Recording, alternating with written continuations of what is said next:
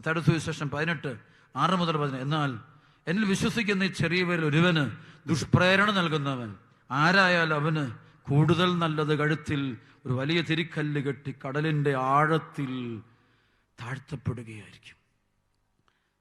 എന്നിൽ വിശ്വസിക്കുന്ന ചെറിയവരിൽ ഒരുവന് ദുഷ്പ്രേരണ നൽകുന്നവൻ ആരായാലും അവന് കൂടുതൽ നല്ലത് കഴുത്തിൽ ഒരു വലിയ തിരിക്കല്ല് കെട്ടി കടലിന്റെ ആഴത്തിൽ താഴ്ത്തപ്പെടുക. എന്തോ ഒരു വചനമല്ലേ! കർത്താവിന്റെ അതരത്തിലൂടെ ദുക്കുട്ടു വചനം വരുമല്ലേ?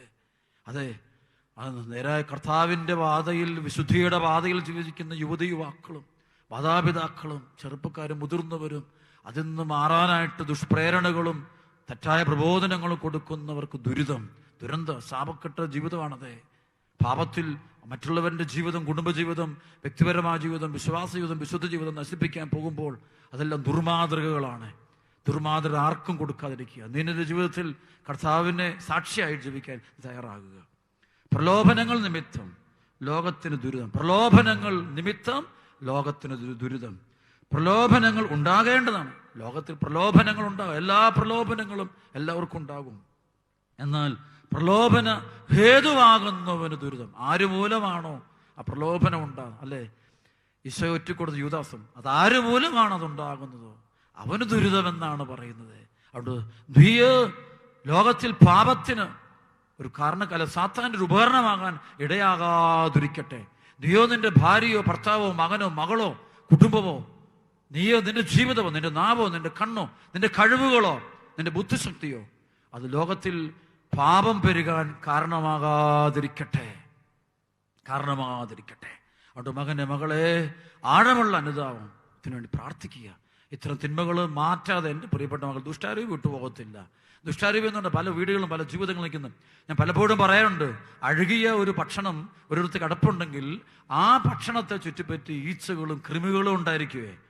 അപ്പോൾ ഈ കൃമിയെ ഈച്ചയെ ഓടിക്കാൻ വേണ്ടി നീ ഒരുപാട് ശ്രമിക്കുക. എത്ര ഓടിച്ചിട്ട് ഓടുന്നില്ല, കാരണം അവിടെ അഴുകിയ ഒരു സാധനം കിടപ്പുണ്ടേ.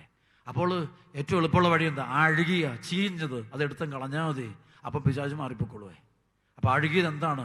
അത് ചിലപ്പോൾ ചില വ്യക്തികൾ പാപവ്യക്തികളാകാം, നിന്റെ ചില ദുർസ്വഭാവങ്ങളാകാം, നിന്റെ അഹങ്കാരമാകാം, വ്യഭിചാര ദുർബോധമാകാം.